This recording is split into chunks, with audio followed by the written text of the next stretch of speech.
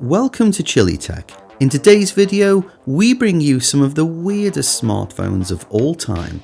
So stick around until the end, give us a like and hit the subscribe button. Let's go. Number 1. LG G Flex.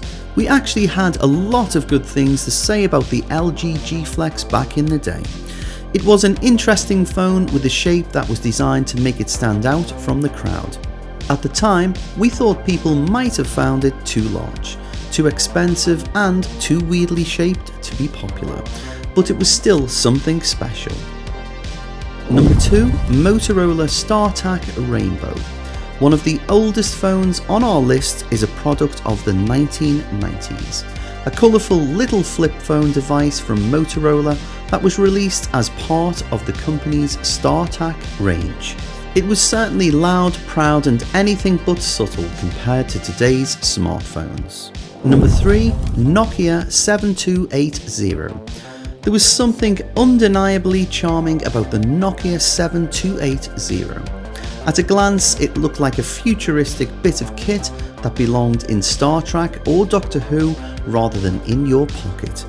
The Nokia 7280 was designed to be a style-focused device and a bit of a fashion icon. It had a screen that also worked as a mirror, some fabric accents and even a numberless dial pad. It was much more of a fashion statement than a useful and convenient device, but certainly a looker. Number 4. Nokia 7600. The Nokia 7600 was the company's first venture into 3G phones. It sported an unusual dual-shaped design, a large screen and a keypad that was spread out around the edges of the screen.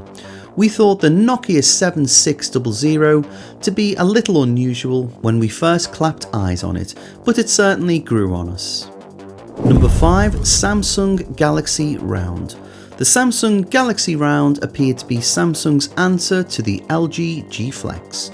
It sported a curved display designed to result in a good feel in the hand as well as some impressive specs. It did feel like an unnecessary design extra though, and the Galaxy S4 proved more popular and the curved screen fad soon died out. Number 6. Samsung Juke. The Samsung Juke was another phone that doubled as a dedicated music player. When closed, it was used for music playback. When swiveled open, it became a mobile phone. It was a compact, well-made and easy to use phone that we thought highly of.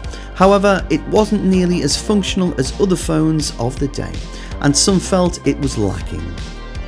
Number 7. Samsung Matrix. The Samsung Matrix was made in 2003 as a limited run to coincide with the film trilogy. It was designed to look like a phone used in The Matrix Reloaded and was intended to be a collector's item rather than an everyday smartphone. As such, it wasn't terribly feature-rich, it had no MP3 capabilities, couldn't play video, and it didn't even have a web browser. Not terribly futuristic, but nonetheless, it would probably fetch a bomb on eBay these days. Number 8. Siemens Xelibri. In 2004, Siemens released the Xelibri range of phones, devices that were intended to be fashion-focused, so much so that they were released in collections.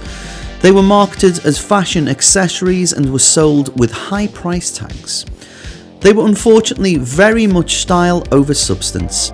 They might have been eye-catching devices for the time, but the hardware underneath was essentially low-end tech with very basic features. Number 9. Toshiba G450. Toshiba is not normally a name you'd associate with a mobile phone manufacturer.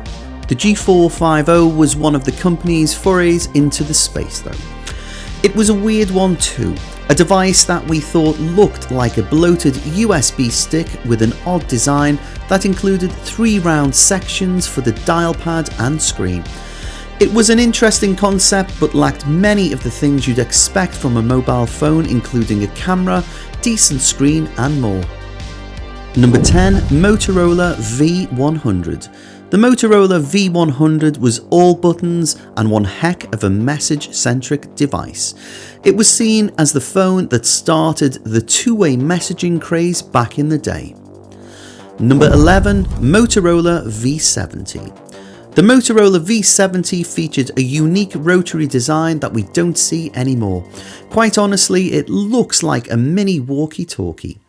It's got a blue backlit tiny keypad and has features like calendar, a currency converter, a calculator, voice-activated dialing, 64 ringtones, vibrate mode, two-way SMS, caller ID, conference calling, 3 games and a wireless web access.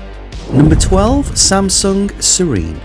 The Serene is a phone created by Samsung and Bang & Olufsen. It consists of 2 halves on an aluminium hinge. The hinges have an internal power assist motor to help open the phone completely. One half features a circular keypad with an iPod style scroll wheel, and the other features a liquid crystal display. It can take calls and text, however, games were not present.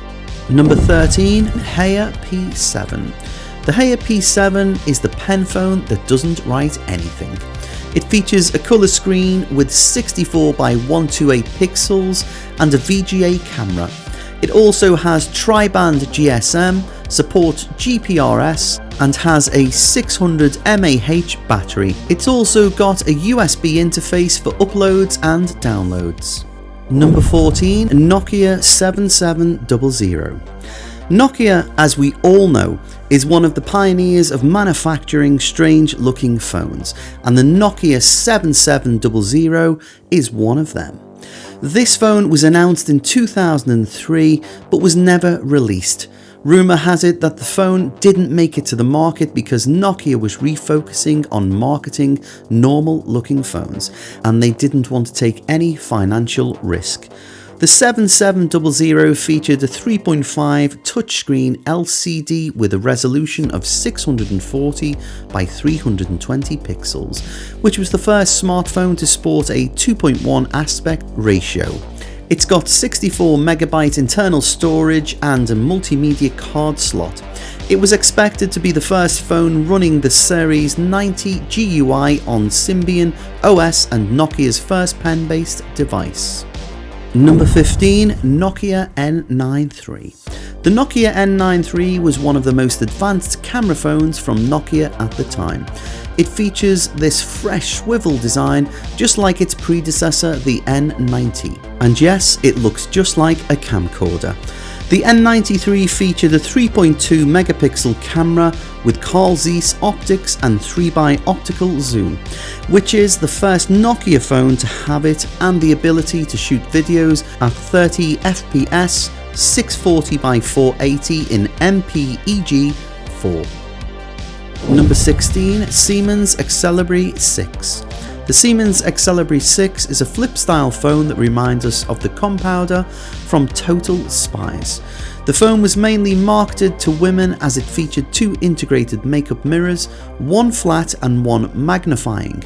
It had a round keypad, an FSTN display with 101 by 80 pixel resolution, and a removable lithium-ion battery. Number 17, Palm phone. In early 2019, TCL tried to capitalize on the Palm brand with a new device in the form of the Palm phone.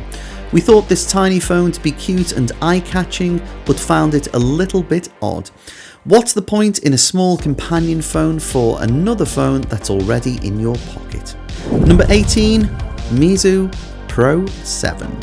The Meizu Pro 7 was the first smartphone with a small screen on the rear. The phone had a 1.9-inch screen that could be used for setting up selfies, and it was certainly unusual. We found it had a few niggles that let the design down, but generally it was a great little device. Number 19, Sprint Kyocera Echo. In 2011, the Kyocera Echo tried to combine 2 screens to combine the usefulness of a tablet with the convenience of a smartphone. It was a decent phone, but certainly looks ancient and outdated compared to the modern foldable devices that are popping up now. Don't forget to follow us on all our other socials where we share updates too. Also, if you liked the video and want to see more, why not give us a like, hit the subscribe button and give our channel a follow too. Adios amigos.